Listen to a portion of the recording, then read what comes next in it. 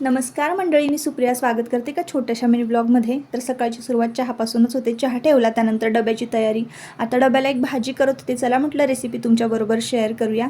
तर तेल घातलं, त्यामध्ये जिरं घातलं, कढीपत्ता घातला, कांदा घातला. कांदा छान भाजून घेतला, त्यामध्ये हळद पावडर, लाल तिखट, मीठ घातलेलं आहे.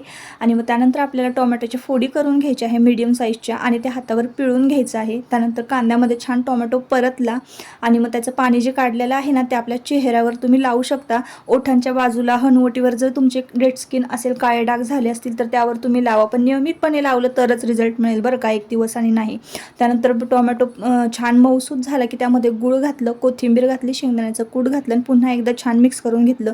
ही टोमॅटोची चटणी लहान मुलं आवडीने खातात आणि त्याबरोबर मोठी माणसंसुद्धा, कारण आंबट तिखट गोड सगळीच चव देते. खूप छान चटपटीत लागते. त्यानंतर वरण केलं, भाकरी केल्या, भात झाल्या. आणि दुपारच्या वेळेला ना हे इलेक्ट्रिक लायटर मी मागवलं होतं. हे खूप छान आहे बरं का. आता सणवार येत आहेत आणि दिवाळीजवळ येते, तर माचीसच्या काड्या ओढत बसण्यापेक्षा हे खूपच भारी आहे. त्याच्याबरोबर मला एक चार्जिंग कॉर्डसुद्धा मिळालेली आहे. आणि लायटर गॅससुद्धा आपण त्याने पेटवू शकतो, दिवेसुद्धा पेटवू शकतो आणि कागदसुद्धा पेटतो. त्यानंतर दुपारची वेळ होते, चला म्हटलं स्वच्छता करून घेऊया. आता नवरात्र जवळ आलेली आहे. तसं तर श्रावणामध्येच मी संपूर्ण घर स्वच्छ केलं होतं आणि भांडे वगैरे घासून घेतली होती. फक्त खालचा जो किचन खट्ट्याखालचा सेक्शन आहे ना, तोच स्वच्छ करायचा राहिला होता.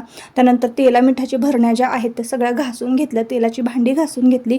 आणि असं काही माझं किचन दिसत होतं ना, तर मला वाटतं ना मॉडर्न किचन असण्यापेक्षा ना साधं जरी असलं ना, तरी ते स्वच्छ आणि नीटनेटकं असावं. तर असा प्लास्टिकचा पेपर मी खाली घातला होता. पहिलं मी न्यूज पेपर घालायचे आणि मग त्यानंतर जेवणाची भांडी वगैरे घासली आणि किचन कट्टा स्वच्छ करून घेतला. चला बाय.